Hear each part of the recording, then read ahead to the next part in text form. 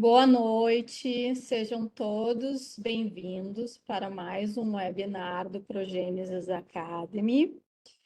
Enquanto vocês vão entrando, eu peço que vocês coloquem no chat o nome de vocês, se são embriologistas, médicos, geneticistas, enfermeiros, paciente, para a gente conhecer um pouquinho de quem está aqui conosco.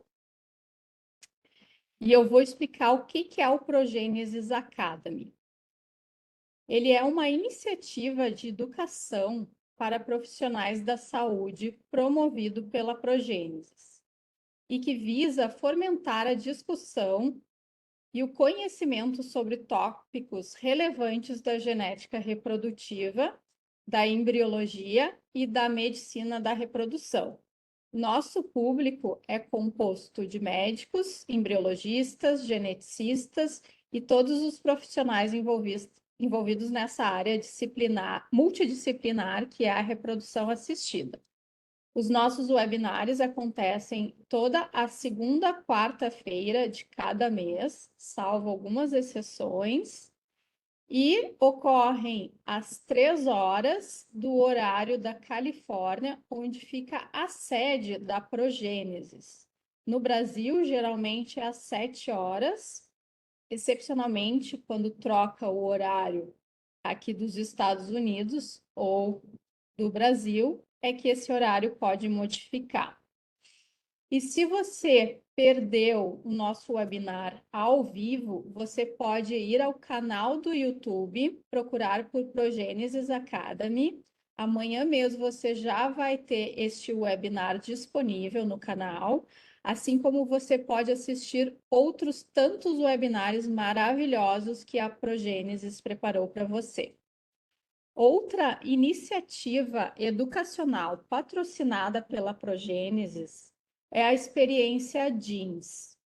JEANS, ele é uma sigla para genética reprodutiva, embriologia e endocrinologia reprodutiva. Então, em uma mesma sala, a gente quer colocar os profissionais envolvidos na reprodução assistida e assim trazer essa discussão multidisciplinar tão importante para a reprodução humana.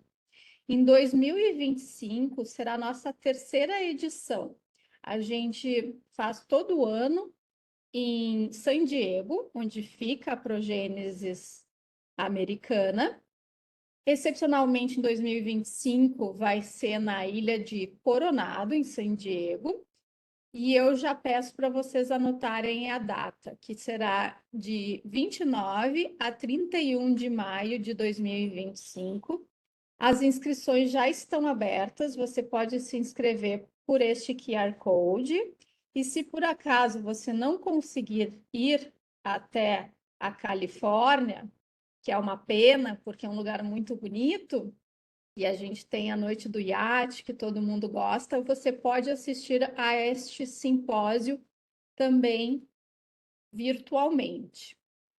Todo mundo que comparece lá e os nossos colegas do Brasil que já estiveram presentes gostam muito deste simpósio, porque a experiência JEANS proporciona que os participantes tenham um contato direto com os speakers, então fica um ambiente muito amigável, onde ninguém fica constrangido de fazer perguntas, e mesmo se você não tiver oportunidade de perguntar ali na sala de palestra, posteriormente você vai encontrar aquele palestrante tomando café da manhã ou almoçando com você. Temos a Noite do Iate, que é muito festiva, todo mundo gosta, e a nossa programação científica é excelente. Sempre convidamos nomes renomados dos Estados Unidos, Europa e da Ásia, e até mesmo do Brasil. E o público fica encantado com a receptividade, com os cuidados nos mínimos detalhes e os nossa grade de speakers, que contamos com speakers como o Dr. Santiago Munet, que é nosso diretor científico, Nabil Arrash, nosso CEO, eu mesma estarei lá também, Dr. Denis Sacas e outros grandes nomes proeminentes na reprodução assistida. Então, agora, deixa eu dar uma olhadinha no nosso chat para ver como é que está.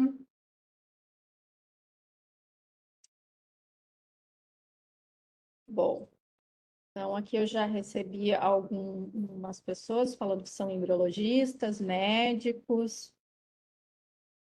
E então vamos introduzir o webinar de hoje. Hoje, então, vamos falar sobre boas práticas em biópsia embrionária, aproximando o embriologista do laboratório de PGTA. Vamos entender os cuidados na hora da biópsia embrionária, na logística e nos processos dentro do laboratório de PGT, para garantir uma avaliação genética de qualidade das células embrionárias que chegam até nós. Desta forma, diminuindo a contaminação, resultados conclusivos e com baixo DNA. O embriologista também precisa ser habilidoso para retirar um material adequado para a interpretação genômica, sem danificar o precioso embrião que será congelado na clínica de fertilização para posterior descongelamento e transferência para o útero materno. Então, primeiramente, assistiremos à palestra do Dr. Augusto Azzolini. O Dr. Augusto é mestre e doutor pela Universidade Federal de São Paulo, Unifesp, é coordenador do Laboratório de Reprodução Humana da Clínica Gênix, coordenador do Grupo Científico de Genética da Pronúcleo. Por 4 anos foi embriologista na DASA Genômica, realizando treinamentos e biópsias por clínicas em todo o Brasil. O Dr. Augusto falará sobre as boas práticas na biópsia embrionária. Posteriormente, receberemos a Priscila Mota, biomédica habilitada em análises clínicas, especialista em biologia molecular, auditoria da saúde e gestão laboratorial. Atua há mais de 15 anos em laboratórios no ramo de genética reprodutiva, com foco em testes genéticos pré-implantacionais. Foi responsável pela construção física de mais de 6 laboratórios de referência em genética no Brasil. E em 2022 foi convidada para estar à frente do laboratório norte-americano Progênesis, aqui no Brasil, onde é atualmente a diretora de laboratório. Sem mais delongas, por favor, doutor Augusto, seja muito bem-vindo. Obrigado, Fernanda. Obrigado pela apresentação. Primeiramente, eu queria agradecer a Progênesis pelo evento, a programação e pelo convite. Eu digo sempre que eu falo do assunto que eu fico honrado e me sinto responsável muito por transmitir a técnica e as boas práticas, como a gente comentou. As boas práticas a gente vai discutir provavelmente no final, mas vão levar sempre ao melhor resultado. E isso não vai ser só para a clínica, olhando lá para o final, também é para paciente. Então, isso tem um peso muito grande e uma responsabilidade muito grande em trazer bons resultados para essas pacientes, né? Eu vou compartilhar minha tela. Deixa eu ver. Isso. Deixa eu voltar antes do meu slide para não dar um spoiler para vocês.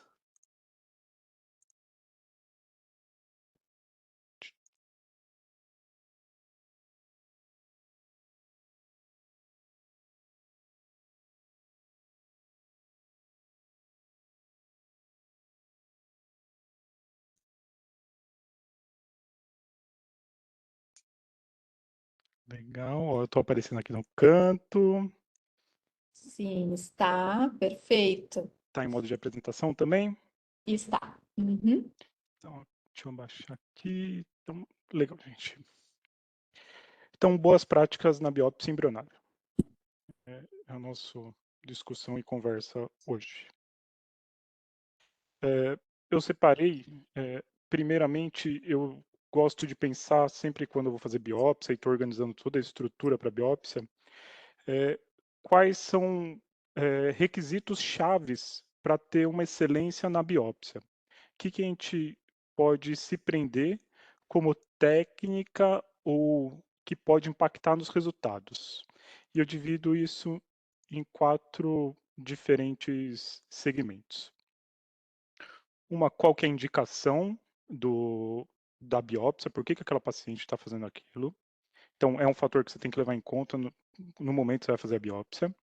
Se os seus equipamentos estão corretos, a técnica propriamente dita, e os indicadores, que é o final desse processo que você consegue medir se você está fazendo com eficiência realmente, se isso está sendo eficiente nas suas transferências e gravidez. E é mais ou menos nesses tópicos que eu vou me nortear a minha aula, tá bom? Então, falando em indicações, quais são os requisitos que aquele casal está fazendo a biópsia?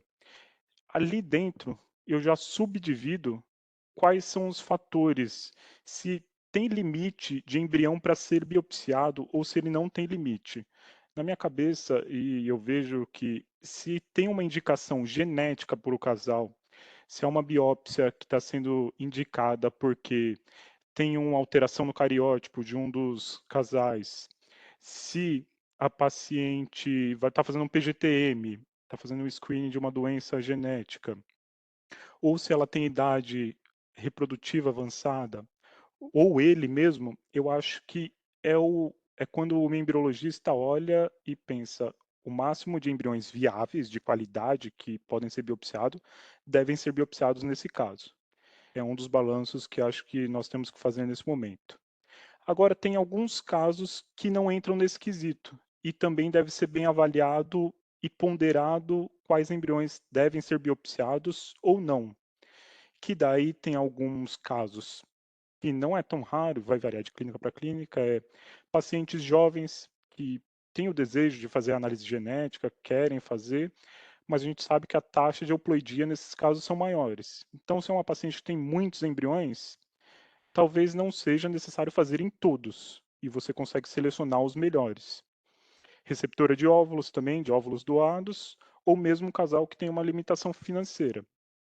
A gente pode trabalhar ali dentro. Isso é de clínica para clínica. Fazer a biópsia em todos os embriões e analisar parte deles, deixando o fragmento analisado, que, ao meu ver, tecnicamente é a melhor forma, para você não gerar um descongelamento na frente e uma biópsia e um recongelamento. Ou, nesses casos, em último caso, se tiver um impacto financeiro muito grande para o casal, que tem o custo da biópsia na clínica, e nós sabemos que existe isso também, selecionar os melhores embriões ou embriões de melhor qualidade para ser biopsiado para esse casal. O fator técnico, eu acho que também isso é importante a gente perceber que os equipamentos eles podem te ajudar e te trazer muita confiança, mas se você não estiver seguro e com eles bem calibrados, eles podem te dar, eu digo, uma rasteira até. E são 2 equipamentos que eu acho que deve ser prestado muita atenção para nós embriologistas. Uma é a injetora, aqui eu pus a ar, mas se for a óleo, ela se não tiver sem vazamentos, ela tiver com uma resposta adequada, seu equipamento é um equipamento que tem que te traz segurança. E depois da biópsia, quando você vai fazer o tubing, a stripper também é um equipamento que deve estar sempre bem calibrado e ajustado.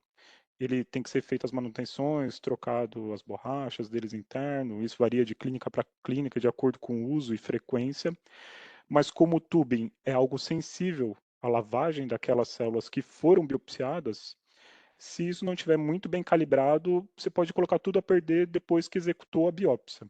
Então, um outro ponto-chave é ter a segurança e a calibração dos seus equipamentos, eles bem de forma corretas que estão executando o serviço deles. Técnica. E disso eu acho que é o que é mais profundo na minha aula, que eu vou falar. Mas os outros pontos não são menos importantes. E depois a gente abre para discussões. Tem muito vídeo, gente, então se não der algum certo, eu peço paciência para vocês. Sabe que vídeo sempre dá uma. Pode tirar a gente do sério numa apresentação. Pode deixar, Bruno. É, biópsia, um dos primeiros pontos, sempre biópsia com embrião herniado. É o mais comum, talvez, de ver. Eu gosto muito de fazer essa técnica, eu acho que ela se encaixa bem na rotina do laboratório. Então, basicamente, eu gosto de fazer o RET no terceiro dia, deixar as células herniar e ter mais maleabilidade para escolher o momento de fazer essa biópsia. Eu acho que isso te traz uma segurança muito grande para a quantidade de células retiradas. Tá? A gente pode discutir um pouquinho mais para frente isso. Quando você compara com uma biópsia que você não fez o RET no terceiro dia, é uma biópsia que depende da qualidade do embrião. Os vídeos estão um pouco acelerados, porque senão a aula ia ficar muito, muito longa. Então eu tive que acelerar para poder se encaixar na nossa rotina. Fazer biópsia em um embrião que não tem hérnia, ele é mais invasivo. Você tem que entrar nesse embrião mais adentro, sugar as células, como está aparecendo no vídeo. Embriões de boa qualidade, eu acho que é excelente, responde super bem a essa técnica. Não tem problema nenhum, eu acho que executar. Agora, embriões que têm uma baixa qualidade, é notável que eles sofrem um pouco mais com essa técnica. Então, eu acho que é muito difícil você conseguir determinar, você não vai conseguir fazer esse jogo no seu laboratório, só vou fazer RET em embriões de boa qualidade no D3. Pode ter uma perca ali no meio. Então, na minha rotina, eu prefiro fazer RET em todos os embriões no terceiro dia. Mas, em nenhum momento, se aconteceu, a paciente decidiu fazer biópsia no último momento, no dia 5 do caso dela, o médico não falou nada, resolveu fazer. Então, não tem problema. Eu acho que todas as técnicas que serão discutidas aqui, é importante a gente ter domínio para serem feitas. Eu não vou discutir, especificar técnica por técnica como é feito, mas mostrar como as possibilidades que a gente tem no dia a dia de fazer essas técnicas. Vai estar meu contato, senão eu deixo meu contato no final, se vocês quiserem conversar também, discutir um pouquinho mais a fundo a técnica, uma técnica específica, estou aberto, sempre estou aberto a discutir, fiquem tranquilos, tá?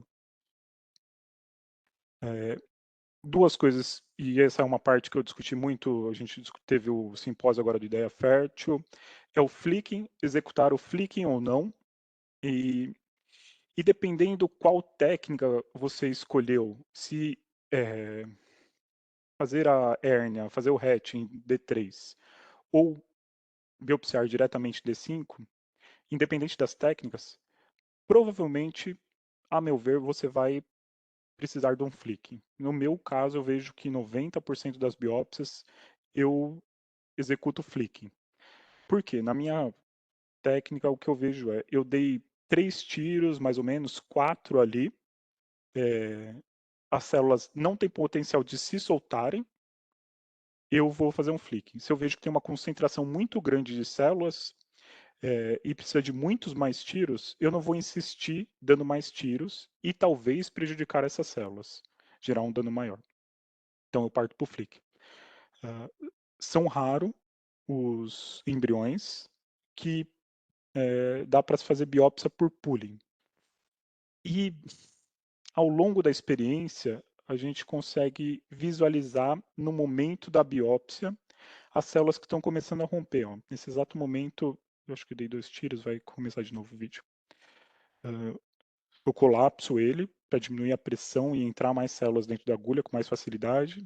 Então, nesse momento, eu vou tracionar células. Eu dou 1 tiro, 2 tiros, 3, e você puxa, você já vê que tem uma disjunção das células. Então, eu digo que a biópsia, eu vou parar o vídeo aqui um pouco e falar. A biópsia não é algo congelado e fixo. Quem é embriologista e está na rotina sabe o que eu estou falando, talvez. Ele não é fixo igual uma ICSI, que é muito programável e muito visível. O que eu quero dizer com isso? Quando a gente faz uma ICSI, você sabe, são poucos os problemas ou vieses que vão ter no meio da técnica. Se você faz uma ICSI, você vai entrar com agulha de injeção.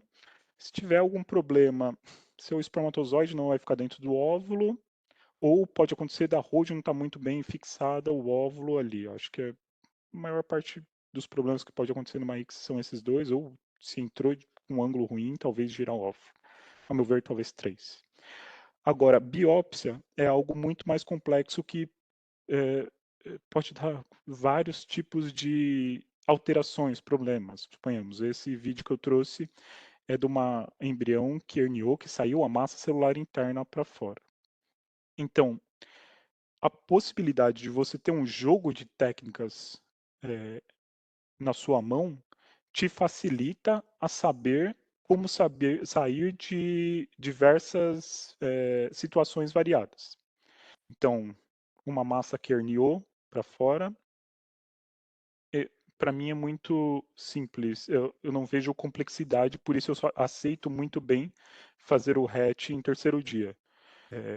Eu tento colapsar esse embrião, realmente dei um tiro aqui e afastei a zona pelúcida dele.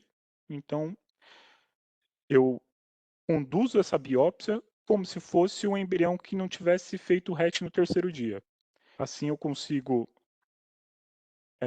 buscar células do trofectoderme de uma região que a massa celular interna está muito distante, trazendo segurança para o embrião e uma quantidade de células adequada para análise.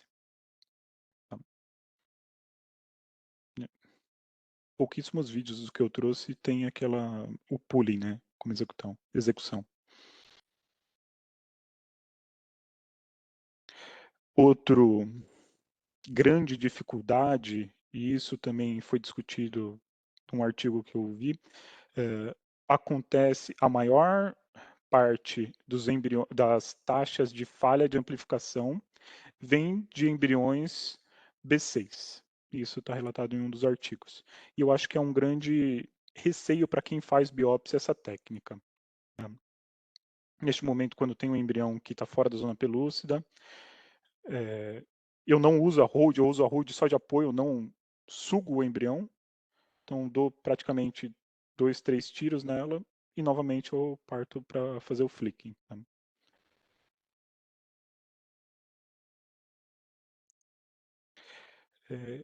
Algo que eu fiquei pensando também para essa aula, que é importante a gente ter visualizado, ter um visual, e isso é só com a experiência, mas é importante você ter uma noção de qual é o momento ideal para se fazer a biópsia. E isso vai variar de embrião, se foi feito o hatch no terceiro dia, e normalmente eu procurei colocar a partir, vamos ver, deste momento eu considero um bom tamanho de embrião. A partir daí, qualquer momento que você faça biópsia, já é uma célula, uma quantidade de célula ideal. Deixa eu parar o vídeo aqui. Oh, yes. Opa, esse é o outro. Eu falei que o vídeo sacaneia? Não, coloquei mais ou menos aqui. Para mim é um ponto ideal, que o embrião já está num bom tamanho e você tem células suficientes para fazer uma análise segura. Agora, quando você faz biópsia em um embrião que não tem hatch, que você não fez o hatch no terceiro dia, você ter hatch, ele já, ele já muda o momento de fazer essa biópsia. Para mim, eu me sinto mais confortável para fazer uma biópsia sem assisted hatch num embrião a partir de B4. Aqui no embrião de grau de expansão B3 já seria o suficiente. De novo, gente. Deixa eu ver se eu consigo colocar aqui para a gente comparar os dois.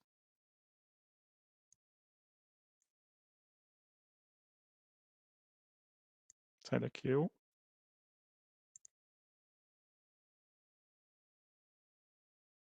Aqui. É um bom tamanho, um tamanho seguro. Lógico, são embriões de excelente qualidade, assim, pouco menos, mas esse está muito bonito, esse embrião. Isso te dá manejo ou uma margem de segurança, melhor falando, para você tirar uma quantidade de células seguras para ter uma análise genética de qualidade. Provavelmente a Priscila vai discutir isso. E ainda ser um embrião viável, de boa qualidade, sem um impacto depois da biópsia. Tá? Aqui eu acho que um D3 para B3 para B4 já é um bom tanto. Aqui com certeza um B4 já considero mais viável para se fazer essa biópsia. E também eu percebo 2 momentos, dando treinamento para biópsia, eu percebi que quem começa a fazer biópsia, quando você está numa escala de treinamento, de execução da técnica, é muito mais simples você começar a fazer biópsia para um embrião herniado. A técnica exige um pouco menos de você. E eu considero também um ótimo manejo para laboratórios que têm um alto volume de biópsia. Então, você consegue, em um tempo baixo, fazer 5 embriões em uma placa tranquilo se eles estão herniados. Agora, uma biópsia que o embrião não está herniado, ele exige mais tempo do embriologista e exige mais técnica. Então, para quem está nesse desenvolvimento da aprendizagem, eu sugiro sempre começar a fazer RET no terceiro dia e depois partir para os embriões sem RET. E, e eu acho que isso é decisão e discussão de cada clínica, de todo mundo, qual técnica vale mais a pena implementar no dia, tá? No dia a dia, na rotina do laboratório. No último tópico que eu falei, ali dos nossos pontos chaves, analisar os indicadores, o indicador de qualidade. Eu falo que não adianta nada, né, você ter bons resultados de biópsia e não saber para onde está indo, né? E eu acho que você tem que confiar muito bem nos seus resultados. Outro dia eu ouvi até uma analogia e eu fico pensando, um piloto de avião que está navegando sem visual, os pilotos de aviões usam muito o visual, né, para viajar. Um piloto que não tem o visual, não tem o campo de visão, está só trabalhando por aparelhos, voando por aparelhos, ele tem que confiar muito nos aparelhos dele.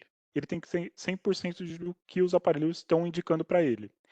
É a mesma forma o indicador de qualidade. A gente tem que confiar no que os indicadores estão mostrando para nós, para a gente poder conduzir no nosso laboratório melhorar os nossos resultados ali dentro.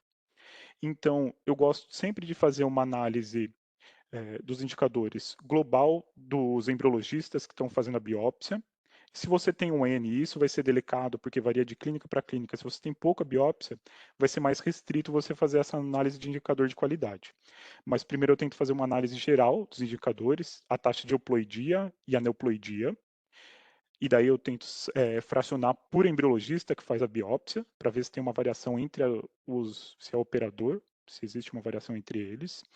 Se você tem N suficiente, você conseguir estratificar isso por idade, a taxa de aneuploidia por idade, você vai corroborar as informações que estão nos artigos científicos da baixa de euploidia em idades femininas avançadas.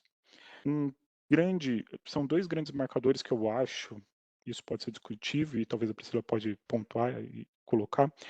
O mosaicismo, eu gosto de relacionar se há um aumento na taxa de mosaicismo com as biópsias, e a falha de amplificação. Eu falo que a falha de amplificação é muito mais visível e notável, porque você recebe sempre um comunicado do laboratório falando, ó, teve uma falha de amplificação, vocês podem rebiopsiar, o embrião é passível de rebiópsia. Então isso é muito mais sensível ao nosso olhar. O mosaicismo, nem tanto. Então eu acho que é um indicador importante para a gente relacionar, que ao meu ver, biópsias que não são de tão boa qualidade pode gerar um mosaicismo.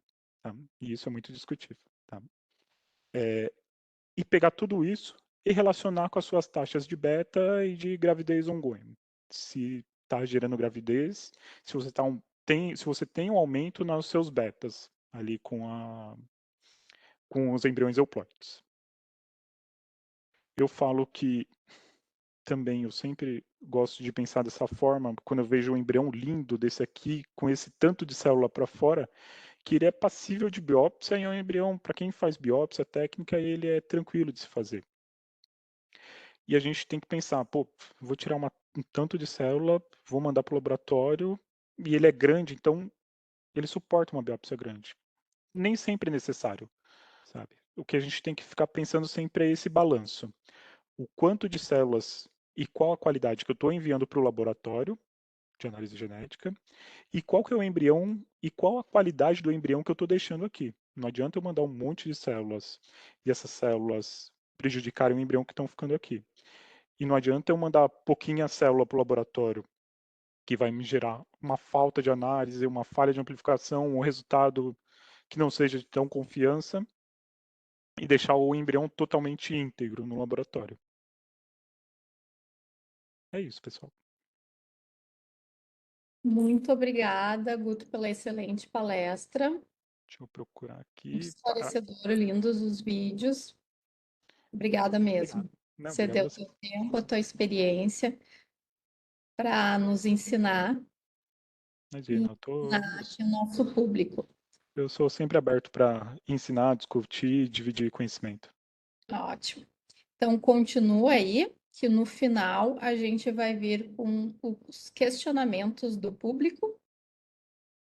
E agora nós damos seguimento à apresentação da Priscila Mota. Priscila, seja muito bem-vinda. Obrigada. Conseguem ver minha tela já? Conseguimos. Então, boa noite a todos. Doutora Fernanda, obrigada pelo convite de estar aqui com vocês e com o Guto, discutindo um pouquinho, cada um trazendo, né, o seu lado, a sua visão e compartilhando também algumas informações que a gente vê no dia a dia, na nossa rotina, mas que a gente não vê papers ou publicações e a gente às vezes acaba não tendo essa interação entre embriologista e laboratório de genética, ou se tem, é muito superficial. Então, aqui a ideia é dar continuidade um pouco no que o Guto passou aí, mas agora voltado para o laboratório de PGTA. Deixa eu tentar passar aqui.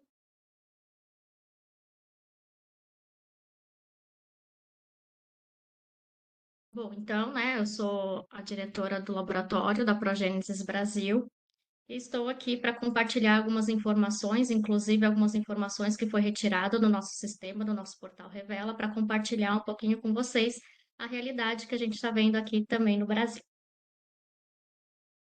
Bom, então é importante a gente saber onde começa a nossa interação do laboratório de genética no ciclo, né, de uma paciente que está em tratamento de reprodução. Toda a parte reprodutiva é feita na clínica, né? E aí muitos questionam, muitas pacientes ainda perguntam: nossa, é meu embrião todo que vai para o laboratório de genética? Como é que fica? Como que é esse transporte? Você transporta o embrião para o laboratório e aí depois ele volta para a clínica onde vai ser feito, né, a transferência? Mas na verdade não, né? Então, ainda tem muitos questionamentos sobre isso, essas pacientes que não conhecem como funciona o tratamento, mas então, só aqui passando um pouco por cima, toda a estimulação ovariana, a coleta de gametas, a fertilização propriamente dita acontece sim dentro da clínica de reprodução assistida.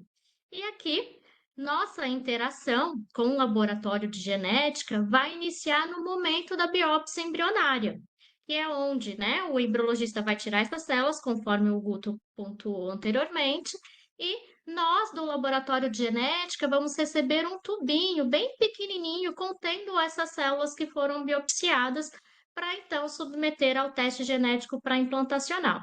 Uma vez tendo esses resultados, a clínica de reprodução recebe esse laudo e então marca a transferência embrionária. Então, o embriãozinho ele continua na clínica, ele não vem para o laboratório de genética. O que vem é um tubinho contendo essas células embrionárias.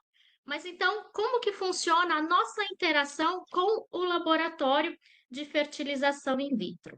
Então, a nossa interação, nós da Progênesis temos um portal que chama Portal Revela, na qual ele é um gerenciamento não só da parte laboratorial, que é dos nossos procedimentos, onde a gente tem a relação de todas as pacientes, dos testes, dos protocolos, mas também esse contato com o médico e embriologista, além do paciente. Então, inicialmente, o embriologista, né, o responsável da clínica, o assessor do médico, faz a solicitação do teste através do portal, inclui essas informações do paciente e depois submete as informações da parte de embriologia, relacionada à biópsia, à qualidade do embrião, e a partir de então, eles solicitam a retirada dessa amostra. Tudo funciona através desse portal Revela, onde a gente tem a rastreabilidade do início até o fim desse processo. Então, a solicitação dos kits, a solicitação, o transporte de material biológico, tudo é feito através desse portal e fica visível para ambos lados. Além disso, a paciente também tem o acesso para assinar o termo de consentimento informado e obter a informação também da parte laboratorial, que seria o progresso dessa análise dentro do nosso laboratório. Então, aqui, só para frisar, né, o que mais que a gente poderia ter dentro desse nosso portal. Então, uma vez introduzido esses dados do paciente dentro do nosso portal, o laboratório de genética, a Progênesis, ela não faz nenhuma introdução de dados, porque já vem propriamente das clínicas para nós. Então, uma vez registrado, esse registro vai se permanecer do início até o fim do processo. Além disso, o portal ele permite, né, a abertura de chamados para falar com a equipe técnica ou para falar com o nosso suporte ao cliente, caso tenha alguma informação adicional para passar, ou, por exemplo, se tem alguma informação para confirmar que não foi enviado previamente. Bom, mas nada mais funcionaria se antes nós não tivéssemos essa interação com o embriologista para passar o protocolo, né, de tubing e biópsia. Cada laboratório de genética trabalha com um tipo de solução, com um tipo de kit, e que ele é direcionado, então, de acordo com a metodologia aplicada dentro do laboratório de PGT. Então, é fundamental, né, repassar, embora o embriologista já tenha, né, a experiência, a expertise em fazer biópsia, enviar para outros laboratórios, é importante ele conhecer e estar por dentro do protocolo a ser utilizado para aquele provedor. Então, nós da Progênesis fazemos esse treinamento com os embriologistas que são introduzidos, né, dentro do nosso portal, e com isso também a gente faz uma validação desse embriologista, dessa clínica de reprodução, onde a gente recebe algumas amostras e a gente consegue dizer para ele o panorama e a qualidade desse material que foi enviado. E aqui, num primeiro momento, que a gente fala da fase pré-analítica, né? A fase pré-analítica hoje, se olhar na literatura, ele está em torno de 70% a 80% dos erros laboratoriais, tanto de laboratório geral como um todo, até de clínicas, de análises clínicas, né? Então, estou falando num geral, acontece na fase pré-analítica. Então, nessa fase pré-analítica, o que é importante? A requisição médica, a indicação correta do teste, né? O transporte e todo o demais que está envolvida antes da análise iniciar no laboratório. Então, aqui, a Progênesis, ela preza muito pela qualidade do transporte desse material, né? Onde ele é enviado com gelo seco para manter esse material congelado, desde a coleta lá da clínica até a recepção no nosso laboratório. Chegando no laboratório, nós fazemos a primeira verificação, que é a verificação da estética, né, daquela caixa propriamente dita, se ela está dentro da conformidade, fazemos a medição da temperatura e, na sequência, nós analisamos, né, vamos rastrear esse envio dessas amostras. Na Progênesis, nós temos um kit único por paciente, na qual cada rack, cada caixinha é única e exclusiva do paciente, nela contém um código de barras. E aí a gente vincula essa informação, né, a caixinha que foi enviado, né, como um todo, porque ali pode vir mais de uma paciente, e ali a gente começa a rastrear, através do código de barras, essas pacientes que foram enviadas para o laboratório e já junto com o nosso portal fazer essa conferência dos dados enviados. Num segundo momento, a gente faz dentro de uma sala que nós chamamos de sala de pré-amplificação, que é uma sala considerada limpa na biologia molecular, que é livre de contaminação, é um ambiente onde só se entra paramentado, 100% paramentado, e lá fazemos a segunda verificação, que é pegar os tubinhos que foram enviados e conferir com as informações que o embriologista anotou na ficha, né, no portal para nós. Ali a gente verifica a identificação desses tubinhos da paciente, lembrando que é um tubinho muito pequeno, então ali só vai as iniciais e o número do embrião, e por isso, né, nós utilizamos um kit específico por paciente para evitar, né, trocas, principalmente se tem alguma letra de paciente parecidas, né, no mesmo envio. Então, isso evita qualquer tipo de troca durante o transporte deste material. E ali, nesse momento, é onde a gente verificando essas informações, se tem alguma divergência, nós fazemos essa notificação à equipe de embriologista através do nosso portal. E lá também fica todo esse registro do que foi visto, para ter essa confirmação, porque nós, no laboratório, não podemos de forma alguma rotular em cima de outra informação, da forma como veio para nós, para não tirar essa rastreabilidade. Então, por isso que nós fazemos essa confirmação, e tendo essa confirmação do embriologista para dar sequência, nós rotulamos cada um desses tubinhos antes de ser submetido ao teste genético. Bom, então falando um pouquinho da análise do PGTA como um todo, que é feita através do NGS, só para vocês entenderem o que eu vou falar um pouquinho lá na frente. Então, esse tubinho que veio para nós, ele tem pouco DNA, né? Um DNA de baixa concentração, são poucas células, em torno mais ou menos de 5 células que tem nesse tubinho. Então, somente eu fazer análise em cima dela, eu não consigo ter material suficiente de análise, e por isso que a gente submete a uma amplificação do DNA, onde eu vou multiplicar essa quantidade de DNA em milhões de cópias. Feito isso, a gente passa por uma segunda etapa, onde o DNA ele vai ser picotado em fragmentos, e esses fragmentos eles vão ser marcados de forma, né, que a gente não vê, não, visivelmente a gente não vê. É como se cada amostra recebesse um novo rótulo, um novo código de barras, que através do sequenciamento vai ser possível efetuar essa leitura e identificar cada uma dessas amostras. Então, feito isso, feita essa marcação, a gente reúne, né, um pool de amostras junto, né, para depois submeter ao sequenciamento. Antes do sequenciamento, desculpa, a gente faz também como se fosse um refinamento dessa análise, onde a gente tira as sequências que foram amplificadas, que não têm interesse para nós, ou aquele ruído, e a gente faz uma limpeza desse DNA para então ser submetido ao sequenciamento. No sequenciamento, o DNA do embrião ele vai ser alinhado com o perfil de genoma humano conhecido para conseguir, então, identificar o número de cópias. Bom, qual é o controle de qualidade que o laboratório precisa ter, né, para manter essas amostras íntegras, para não ter contaminação? Então, em primeiro lugar, existem procedimentos que são manuais, né, os primeiros procedimentos na abertura de tubo para colocação de soluções, né, da amplificação, e outros procedimentos no qual ele é feito dentro de cabines. E essa cabine ela vai impedir que a amostra tenha essa contaminação entre o operador, que é o analista, e as células que estão sendo submetidas à análise. Em segundo lugar, tem a dupla checagem. Então, existem alguns momentos que são cruciais na rotina, e que esses momentos ele é feito sempre por uma dupla, nunca individualizado.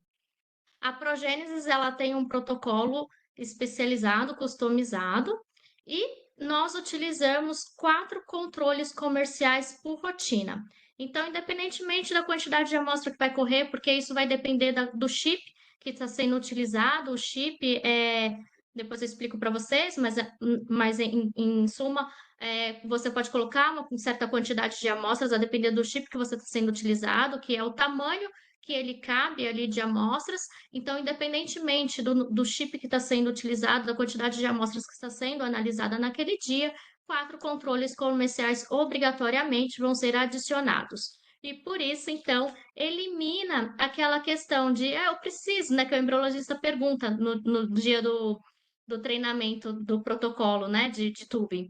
Mas eu preciso enviar o branco? Não, o embriologista não precisa enviar o branco, porque aqui a gente utiliza esses outros controles que são os parâmetros de qualidade da análise que vai servir, então, para comparar se teve contaminação, se não teve contaminação, e também para confirmar se aquela rotina laboratorial ela foi eficaz ou não. Então, se esses controles ele não passa na rotina, nós não podemos emitir esse resultado. Além disso, nós participamos do teste de proficiência externo e internacional para garantir, né, para comparar os resultados intralaboratoriais. Utilizamos parâmetros de qualidade do sequenciamento, então, além desses controles comerciais, existem outros parâmetros de qualidade que devemos analisar, e também as boas práticas laboratoriais em biologia molecular, que além dos EPIs, também tem, né, a questão do fluxo unidirecional. Então, o laboratório ele foi desenhado para seguir esse fluxo, e uma vez você tendo essa única direção, você chegando no ambiente que é de sequenciamento, que é onde a gente fala que é um ambiente sujo na biologia molecular, você não pode retornar para a tua área limpa. Então, aquele analista, ele acompanha o fluxo dessa amostra e, uma vez finalizado, ele não retorna para o início e entra uma segunda equipe para fazer essa análise. Então, aqui eu trouxe para vocês, em tempo real, retirado dia 7 de outubro, essa semana ainda, os dados estatísticos do Portal Revela, mostrando como que está os nossos resultados aqui no laboratório do Brasil. Então, a nossa taxa de euploidia tem sido de 42%, isso aqui é no geral, não estou considerando independentemente da idade materna avançada, né? Então, aqui eu estou considerando como um todo, todos os pacientes. A taxa de aneuploidia de 51%, mosaico 1%, anomalia complexa 3%, low DNA nós temos uma quantidade bem baixa de 1%, inconclusivo 1% e aneuploide segmentar 1%. E aqui, desmembrando um pouquinho e trazendo para vocês e comparando com artigos científicos, esse artigo de Escudeiro de 2016, ele traz a taxa de euploidia de acordo com a idade materna. E esses dados também foram retirados na data de hoje, tá? Atualizei na data de hoje para vocês, do Portal Revela, dos dados que a gente tem aqui no Brasil, mostrando que está igual e até mesmo superior à quantidade de euploidia que nós temos por faixa etária. Então, por exemplo, de doadores, na literatura está em torno de 59%, na Progênies Brasil 62,91%. Idade, né, vamos olhar um pouquinho aqui para a idade mais materna avançada, de 41 a 42 anos, 19% na literatura, nós estamos em torno de 24,79%. Acima de 42 anos, na literatura é relatado 14%, e nós estamos na faixa de 18%. Então, é muito parecido ou um pouco acima até do que tem sido relatado na literatura. Aqui eu trouxe para vocês um pouquinho de como os tipos de resultado que nós temos aqui na Progênese, da forma como nós relatamos. Então, um resultado euploide, só para vocês saberem, é aquele que possui um parâmetro linear, ou seja, duas cópias, e aí se tem XX são duas cópias, XY uma cópia de X e uma cópia de Y. Um aneuploide é quando tem uma ou duas alterações. O aneuploidia complexa é quando ele tem 4 ou mais alterações. DNA de baixa qualidade, né? É quando ele não gera um perfil para nós, ele fica com esses spots dispersos. Um aneuploide segmentar é quando a gente tem apenas um pedaço do cromossomo, ou com perda ou com ganho, e o restante do complemento cromossômico normal, com duas cópias.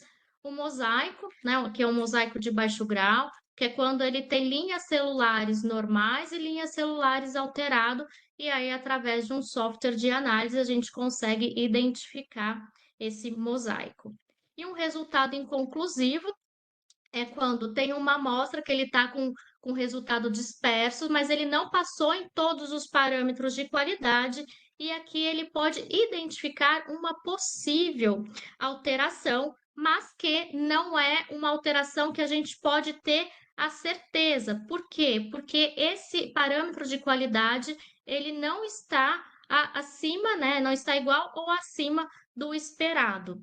Então, nesses casos, esse aqui poderia ser, por exemplo, um ruído, por ser uma célula que já estava sendo degradada ou por ter ali ou as células não estavam de boa qualidade, então não é possível determinar um padrão para esse resultado, e aí a gente acaba, concluindo que ele é um resultado inconclusivo. E aqui é só para trazer uma diferença que os resultados, né, essa linearidade, ela vai depender da qualidade do embrião e também a gente consegue perceber padrões através de embriologistas também.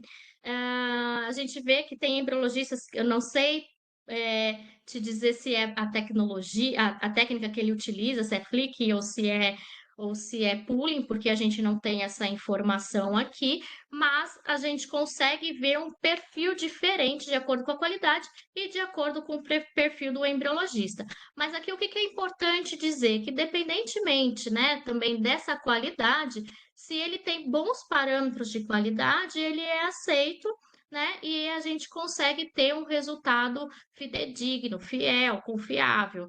Então, aqui é só uma comparação de um resultado euploide.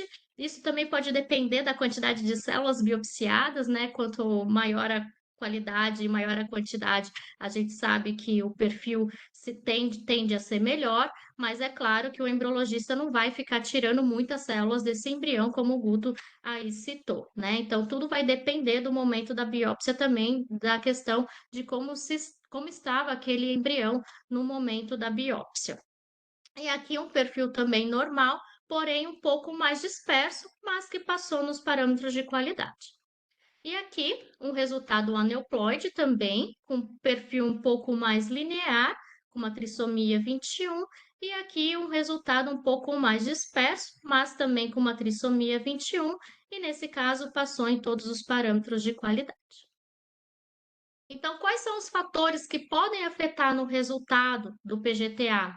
A qualidade embrionária, fato. O tipo de biópsia, Flick ou pooling. Fiz essa pergunta para alguns embriologistas aqui no Brasil, também para os embriologistas americanos que estiveram aqui no Brasil no nosso simpósio Jeans. O que eles viam de diferença? Se tinha alguma diferença?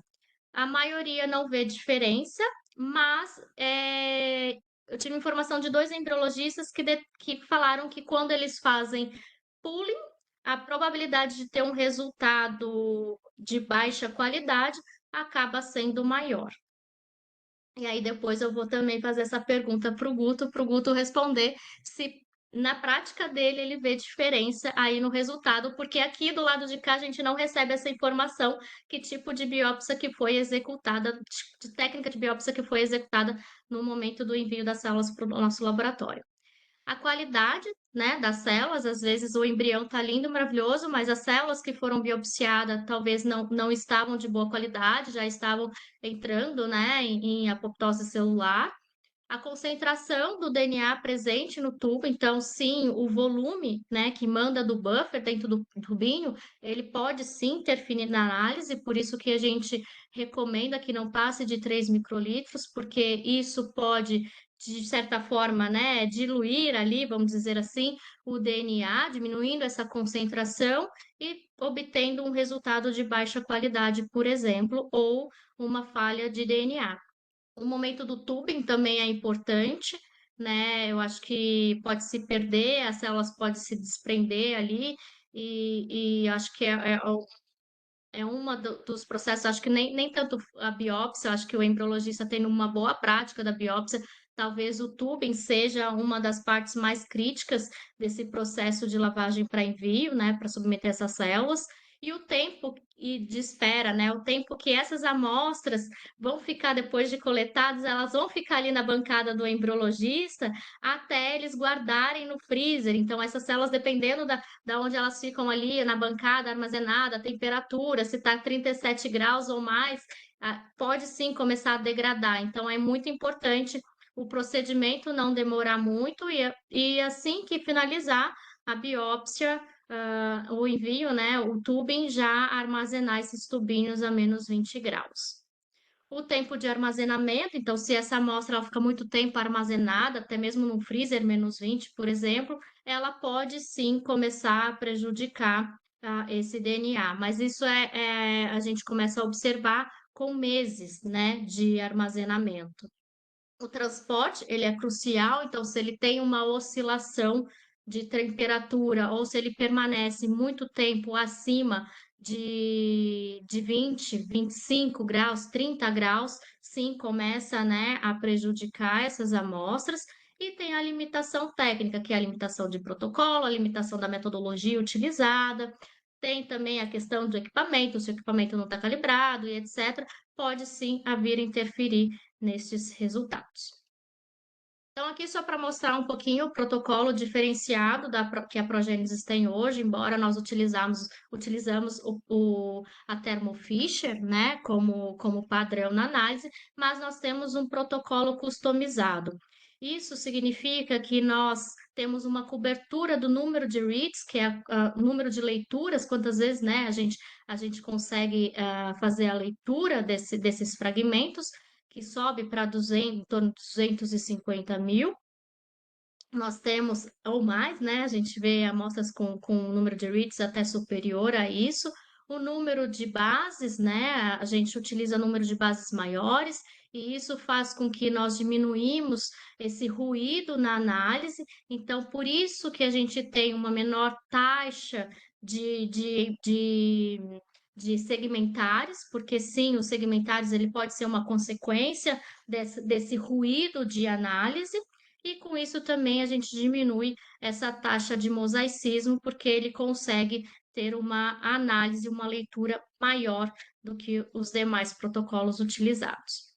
Uma vez essa amostra, nós identificamos, né, que essa amostra tem um DNA de baixa qualidade, ou uma concentração muito baixa, essa amostra, antes de ser emitida como DNA baixo, nós submetemos essa amostra num segundo protocolo. Esse protocolo ele é muito mais sensível, mas ele é capaz vamos dizer assim, de recuperar esse material que estava de baixa qualidade e assim diminuir a taxa de rebiópsia. Esse segundo protocolo, ele entra nesses momentos em que o DNA é de baixa qualidade ou DNA inconclusivo, para submeter, então, numa segunda análise e para confirmar esse resultado. Aqui na Progênesis, nós temos um número muito baixo de embriões de baixa qualidade, e os que foram submetidos, nós conseguimos ver 81% de resultados obtidos a partir desse protocolo especial, sem ter, então, a necessidade de uma rebiópsia.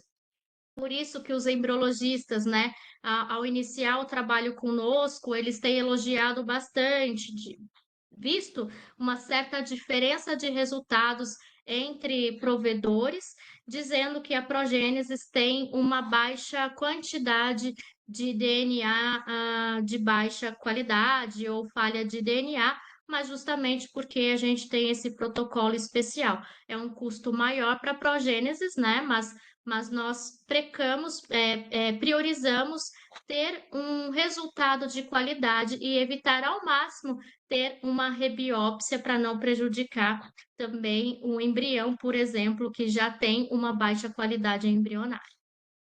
Então, uma vez relatado como DNA baixo, significa que ele já foi submetido a uma segunda análise, mas que nem a segunda análise foi possível de recuperar este resultado.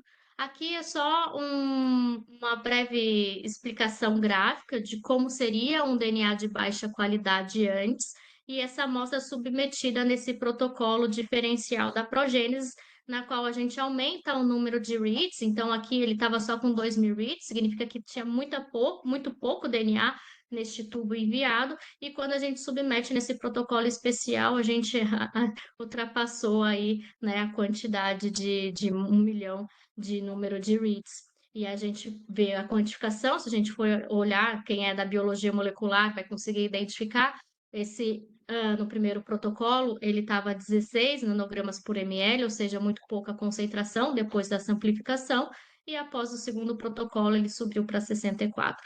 e a gente conseguiu ter um resultado nesse embrião. Aqui, só para trazer para vocês a taxa de biópsia, de rebiópsia, quando nós recebemos uma rebiópsia de acordo com a idade, né, do paciente, nós vemos aqui que não chega nem a 0,5% de rebiópsia. Aqui nós temos uma quantidade maior das pacientes abaixo de 35 anos, justamente porque a qualidade embrionária é melhor do que as pacientes, né, com idade mais avançada. E aí fica a pergunta: será que o laboratório de genética impacta no resultado do PGTA? E aí eu trouxe esse artigo para vocês, de 2023, que ele fez a comparação de 4 laboratórios, nos Estados Unidos.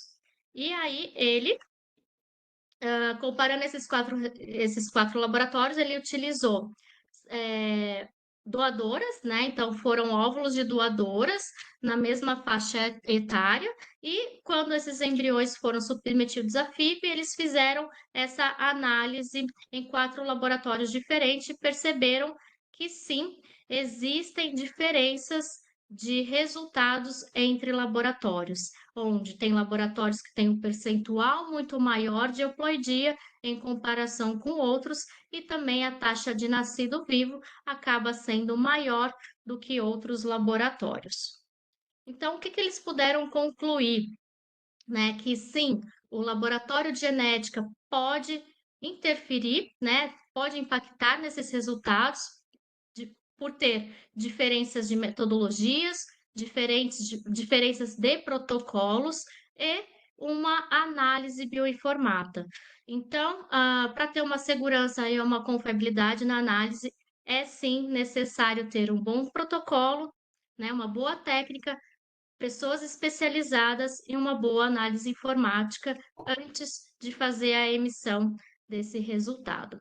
E aqui, só para completar, além, né, de ter essa interação na parte de embriologista, o nosso portal Revela, ele vai além, né? Além do resultado de genética, ele pode entregar, né, para o laboratório de fertilização in vitro alguns dados estatísticos para contribuir com os KPIs que o Guto citou anteriormente. Então, você pode controlar a taxa de euploidia dentro da sua própria clínica, de acordo com a faixa etária da paciente, de acordo com embriologistas, de acordo com a classificação embrionária.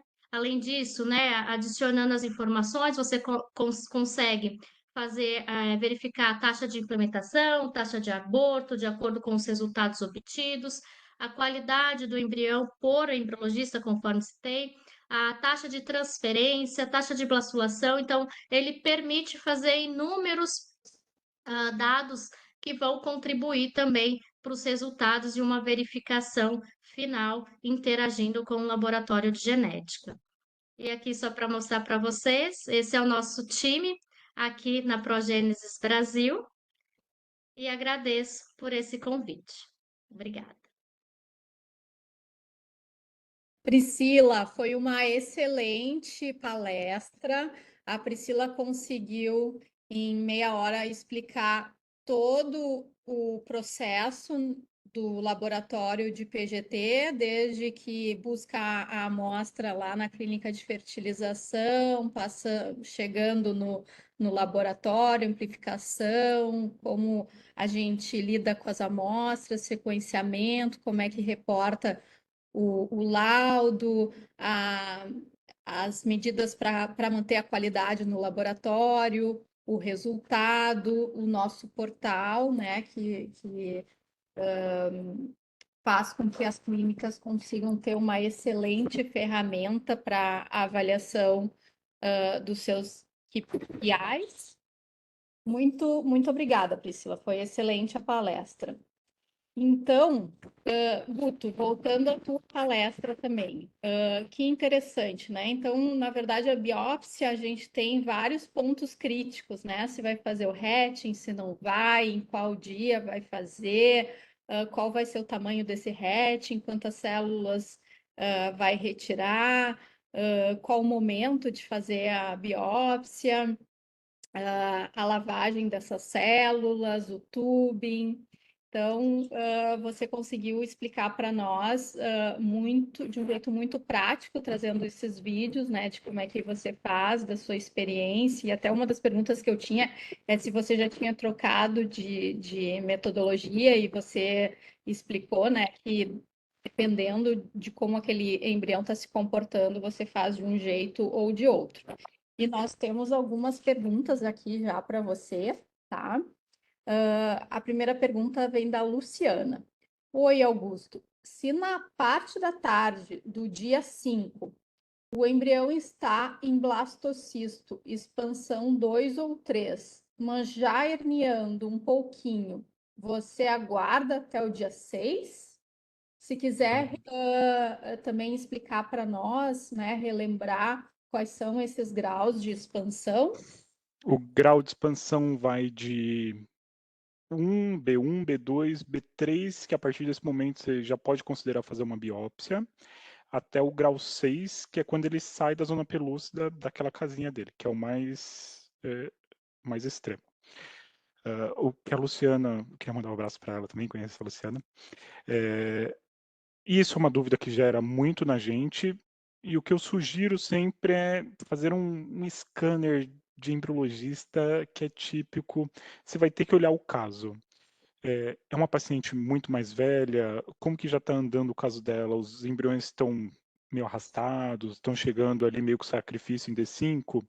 Essa paciente já biopsiou muito outros embriões. Esse embrião que a gente está usando de exemplo é o único dela? Se for o único, talvez eu daria uma forçadinha em fazer uma biópsia para garantir ter um embrião para ela, sabe?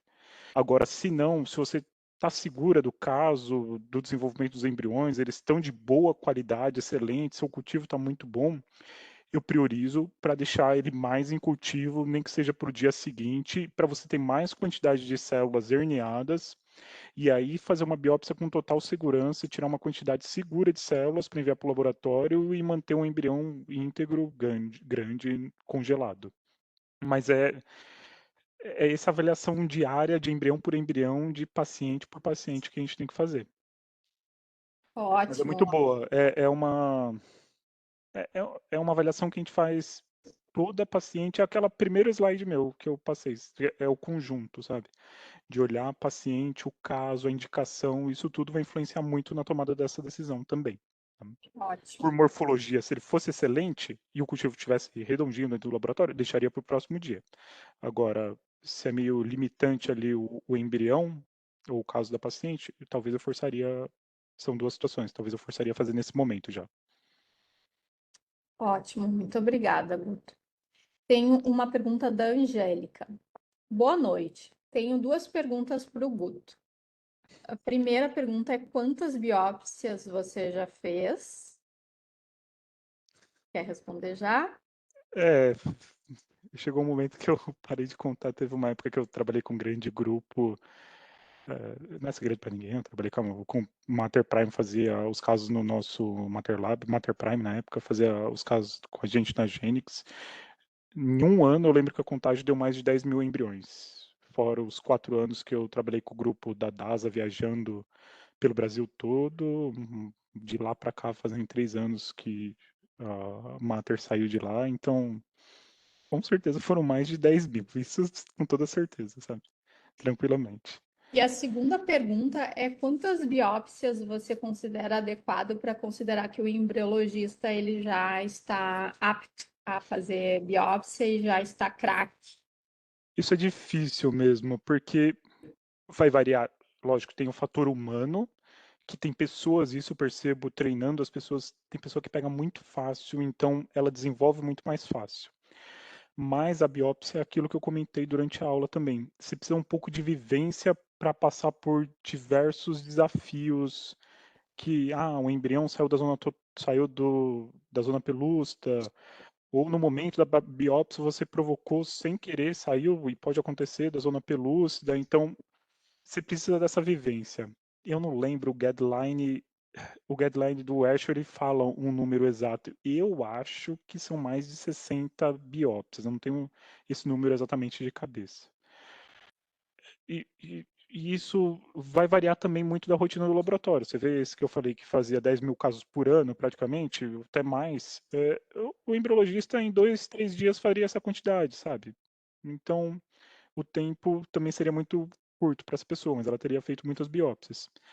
Eu acho que demanda um tempo e maturidade ali. Eu acho que, no mínimo, 50 biópsias seria um número já ideal para a pessoa fazer e estar apta. Mas, no meu laboratório, como que eu conduzo?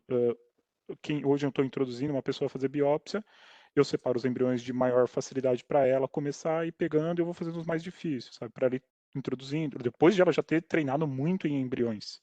Já, já ela está fazendo embriões de maior facilidade, e daí eu vou entrando nos mais difíceis para ela ganhar segurança e a aptidão. Essa é a escala do desenvolvimento. Guto, eu tenho uma pergunta para ti, tá? Claro.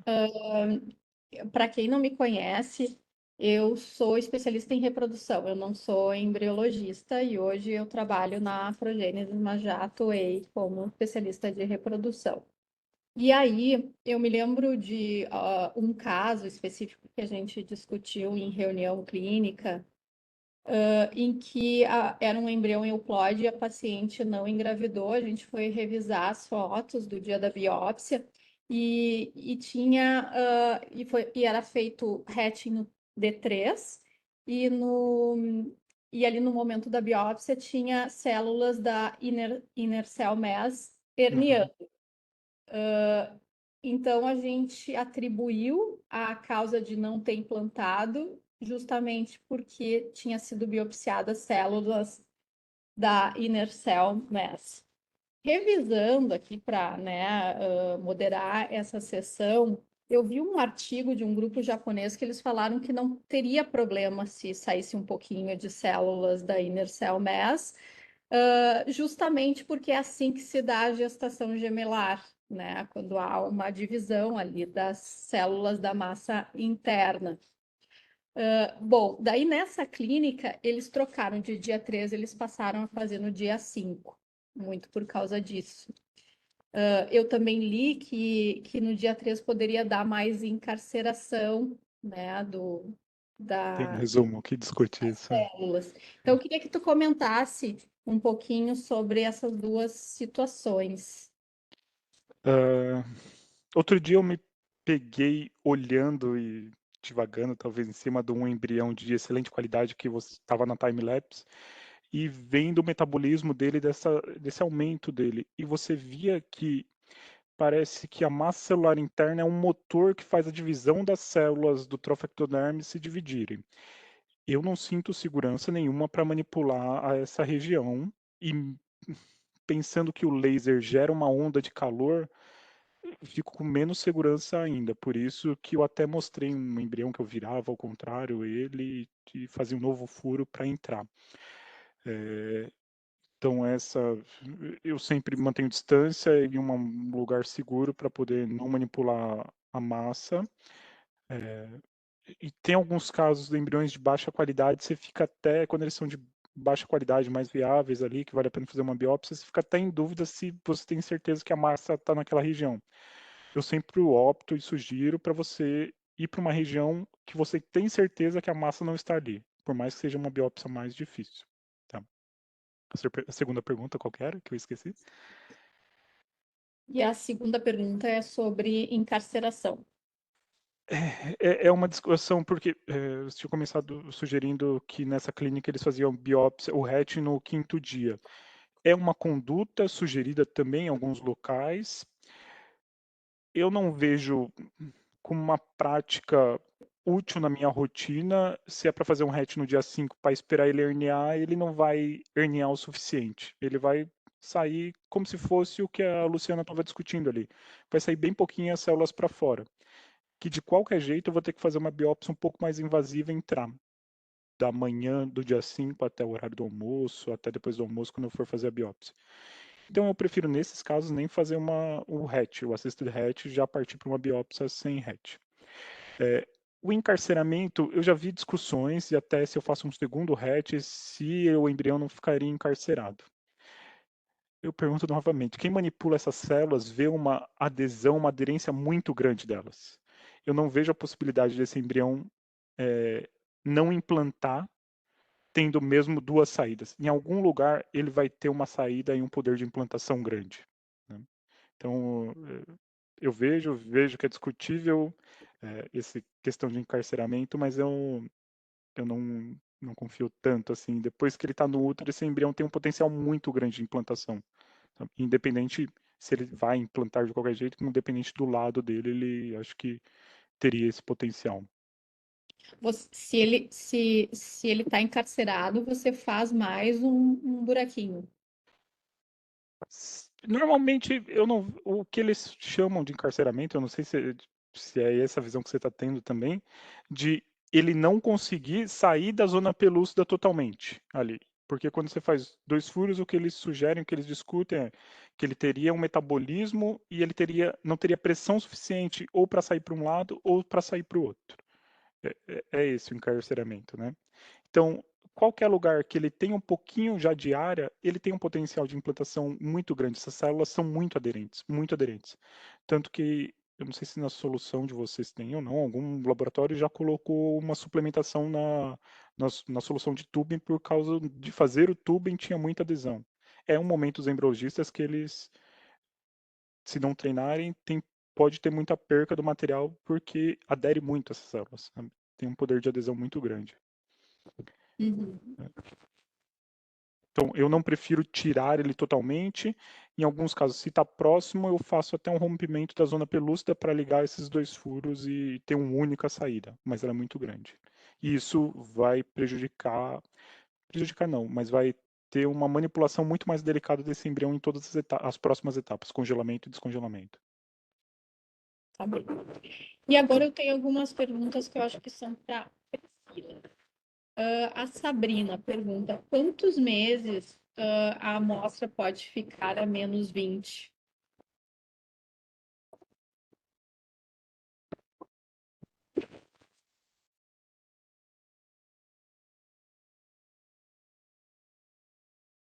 Eu acho que você está muda. Pronto, habilitei meu microfone, que era para não atrapalhar o Guto. Não existe uma validação em si que foi feita para quantos meses pode ficar essa amostra, né?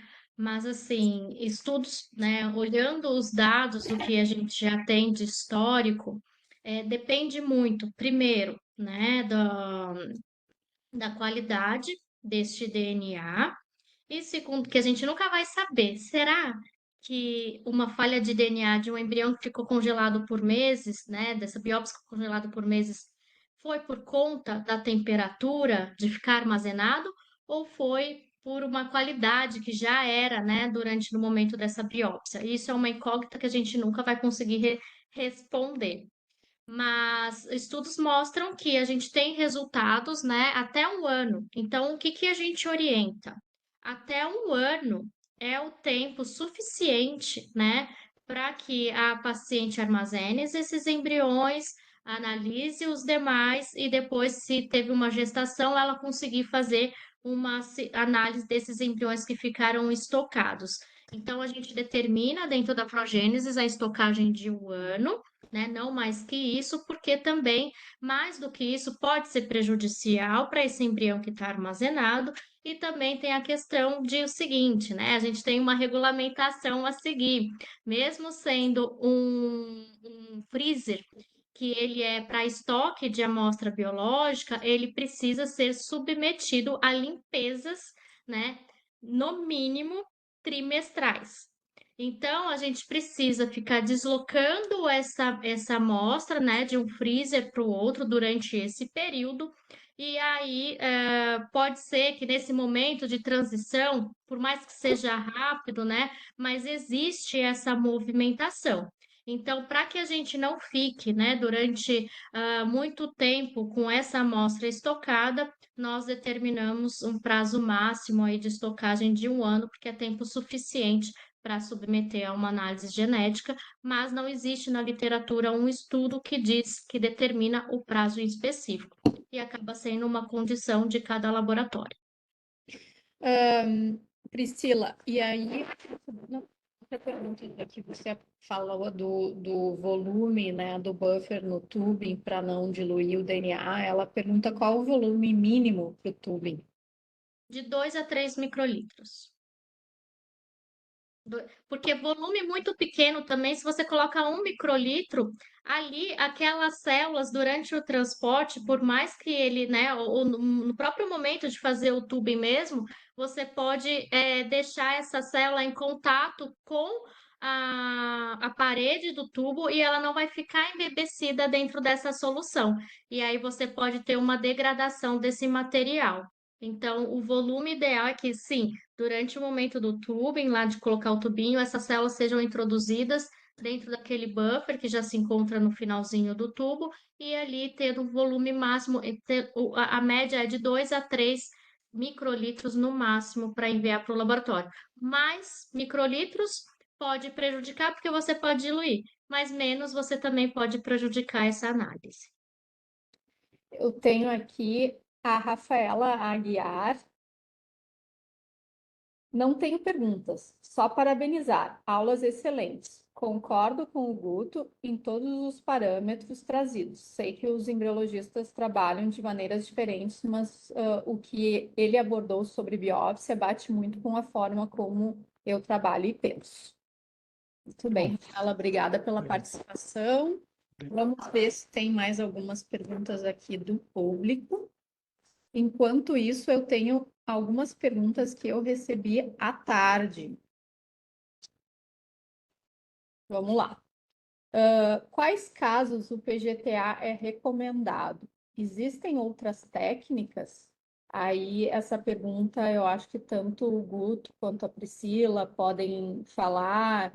E aqui essa pergunta também ela é bem ampla, né? Porque a gente não sabe se a pessoa está pensando em diminuir risco de doença para a prole ou se ela está pensando em otimizar as chances de gestação, né? Então, passo a palavra para vocês. Bom, o PGTA ele é indicado, né, para a idade materna avançada, pacientes com histórico de aborto de repetição, falha de implantação, alteração no fator masculino e pacientes Abortos de repetição, né? com bom prognóstico, mas que não consegue, né, de certa forma, ter uma gestação positiva. Então, o PGTA ele é indicado para esses casos e existem outras metodologias. O PGT-SR, que ele é indicado para pacientes, né, que ou o pai ou a mãe, né, o progenitor, ele tem um cariótipo alterado, seja uma translocação ou uma inversão. Então, é um estudo dirigido, na qual ele vai ser submetido à análise desses embriões, também para olhar alterações numéricas, tanto de ganho quanto de perda, porque a gente vai analisar os desequilíbrios cromossomos provenientes dessa alteração no cariótipo. Mas, mais uma vez, existem limitações de técnica e por isso é necessário enviar o cariótipo ao laboratório para verificar se a plataforma utilizada é capaz de detectar ou não esses desequilíbrios provenientes desses cariótipos alterados. Tem o PGTM, que ele é indicado para doenças monogênicas, então alguém com histórico, né, na família com uma doença gênica, e aí também, mais uma vez, passa para o laboratório de genética, o histórico, por um aconselhamento genético, para determinar se é possível oferecer o teste para aquele casal ou não. Então, ele acaba sendo um estudo mais dirigido, enquanto o PGTA ele é um estudo mais amplo, né, para neoploidias e que ele abrange um maior número de pacientes, enquanto que o PGTM ele vai ser específico para aquela família. Guto, você tem algo para acrescentar? Não, eu acho que era só o aborto de repetição, quando é mais frequente nos casais, tem uma indicação para PGTA, e é isso. Mas me surgiu aproveitar, eu vou fazer uma pergunta para Priscila. Posso, Fernanda? Claro. Tenho. Com frequência, os médicos me perguntam. Não, super tranquilo, você vai responder rápido, é fácil. Os médicos me perguntam: tal doença é uma doença monogênica e tem seleção para esse casal? E sempre eu recorro a vocês. Tem um banco de dados, um lugar de confiança que eu consigo jogar? Que eu sei que vocês usavam um banco. Tem um site que informa isso, não é? Tem alguns sites que informam isso, a gente pode compartilhar com vocês, né? Mas eu acho que mais do que tudo, né? Não é só a saber se é monogênica ou se é estrutural. Uhum. Aqui cabe analisar o tipo de herança e se a metodologia é capaz de detectar ou não. Tá. Porque às vezes você, embriologista, você não está no laboratório de genética para dizer se há Sim. limitação da metodologia em detectar aquela doença ou não. Mas sim, existem sites que você pode jogar, né, essa informação, você joga qual é a doença e ele vai te dizer se é monogênica ou se é estrutural, Poligênica. assim como se é poligênica, e também ele vai te dizer qual seria o gene, as alterações, se é autossômica dominante, recessiva, ligada ao X. Então, existe sim sites confiáveis para Tá. isso. Não, é só para fazer um primeiro grande filtro, porque de vez em quando o médico vem com, ou até paciente vem com uma dúvida de, é possível selecionar essa doença? Se ela não for monogênica, poligênica, eu já excluo Mas aí vem o nesse segundo momento ainda, né? momento. Aí É. vem o segundo momento, que é enviar para o geneticista para saber se é capaz de detectar aquela alteração ou não. Porque Sim, dependendo, pode ser monogênica, mas se for uma sim. alteração, por exemplo, de repetição de trinucleotídeo, talvez não seja possível fazer essa detecção. Então, por isso que é importante verificar com o geneticista do laboratório de genética. Não A ia gente assumir para essa fazer essa sozinho, não. prévia. Recomendação. Priscila, você tem esses sites já disponíveis? Se por acaso você tem, né? Não é pressão nenhuma, mas você poderia botar no chat. E aí eu vou continuar só um pouquinho mais sobre essa Tá. pergunta. Eu já interpretei de um outro jeito, né? Quais casos o PGTA é recomendado? Então, vocês já citaram as indicações clássicas, mas a gente tem que lembrar que tem alguns países, como os Estados Unidos, que fazem quase 100% dos embriões, né? Justamente porque eles querem otimizar o tempo para a gestação, né? Porque, na verdade, muitos pacientes acabam fazendo PGTA preocupadas em diagnóstico de doença, de trissomia do 21, o Turner, o Klinefelter, principalmente Turner, né? Que elas conhecem mais, que é a trissomia do cromossomo 21, mas acaba que o PGTA ele também é um screening, não é diagnóstico, então mesmo no pré-natal a gente tem que fazer os outros, continuar fazendo exames de rastreamento de aneuploidias, e lembrando que tem alguns países que nem permite PGTA, né? Como a Itália parece que recentemente liberou, o Japão também recentemente liberou, e aí eu pensei nos exames não invasivos, né? Tanto o PGTA não invasivo, que tem uma acurácia baixa, mas tem alguns países que adotam, ele já foi descontinuado nos Estados Unidos, já teve processo na Austrália, porque disseram que aquele embrião era aneuploide, descartaram o embrião e depois a família ficou sabendo que a acurácia era de 80% e processou a clínica, mas se a gente associar os métodos não invasivos, daqui a pouco a gente consegue uma acurácia maior. Existem trabalhos que correlacionam a morfocinética, né, as imagens do time-lapse, com o resultado do PGTA para detectar a aneuploidia, né, se aquele embrião é normal ou não, assim como a progênese desenvolve o teste metabolômico, a gente também tem uma associação com a euploidia de 90, acurácia de 90%, e se combinado com PGTA, sobe ainda mais. Então, eu tinha pensado essa pergunta mais nesse sentido. Essa pergunta eu achei ela bem complexa. Tem várias interpretações, né? Mas vamos lá, Doutora continuando. Fernanda, só para dizer, eu estou tentando copiar e colar aqui no chat e não está ainda. Ele não permite eu copiar e colar um endereço de site. Então, eu vou pedir para que vocês me escrevam, né? Vou deixar aqui, então, o meu e-mail e aí eu compartilho com vocês o nosso site. Os sites, né, que a gente utiliza É, para fazer essa verificação. isso. A gente também tem o e-mail de vocês e pode enviar posteriormente. Claro. Tem uma outra pergunta do Laboratório de Biologia Molecular ser unidirecional, o que ele evita, o que pode acontecer em cada sala. O fluxo unidirecional na biologia molecular, ele é para evitar contaminação. Então, onde a gente tem, né, duas grandes salas. Uma sala que a gente chama de pré-PCR, que é uma pré-amplificação, que é onde a gente faz a extração do DNA, e ali a gente já começa a usar alguns marcadores. Ali é quando a gente tem baixa quantidade de DNA, né? Então, por isso que a gente precisa de um ambiente que seja estéril. E a gente tem uma segunda sala que é pós-PCR. Essa sala de pós-PCR, a gente fala que é a sala suja, que é onde a gente faz a amplificação desse DNA. Então, ali eu tenho múltiplas cópias. E aí sim, como eu tenho uma quantidade muito grande de DNA, a gente fala que tem amplicons. E esses amplicons, se ele for para a sala limpa, onde é a minha sala estéreo, ele pode levar contaminação desse DNA e aí sim interferir no resultado daquelas amostras.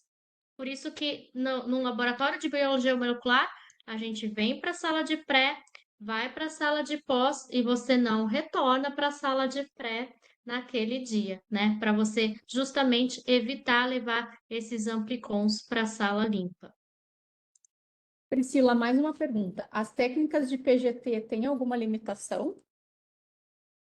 Sim, cada técnica tem a sua limitação. Por exemplo, o PGTA, propriamente dito, ele tem a limitação da quantidade de pares de bases, né, analisado. Então, existem alterações que, dependendo da quantidade de pares de bases, abaixo de 10 megas pares de base, talvez não seja possível a detecção, e por isso, quando a gente fala de PGT-SR, a gente tenta diminuir um pouquinho mais, mas também tem a limitação, né? Por isso que é importante analisar o cariótipo do casal antes de submeter ao PGTA. E o PGTM também tem as suas limitações, que são as limitações de tipo de doença, aonde está localizado aquela mutação naquele gene. Então, sim, cada metodologia tem a sua limitação, mas isso é padrão para qualquer teste que a gente faz hoje em dia. Ótimo. Gente, eu tenho algumas outras perguntas, mas que já foram muito bem respondidas por vocês durante as suas aulas. E tem algumas que cabe mais a um geneticista responder. Aí eu vou deixar por uma próxima live, mas eles já me deram ideias aqui de próximas lives, tá? Então agradeço muito. E a gente já está também com 1h30 de webinar. Geralmente a gente tem aí o limite de 1h15, 1h30 estourando. Então, eu vou encerrar a sessão, tá?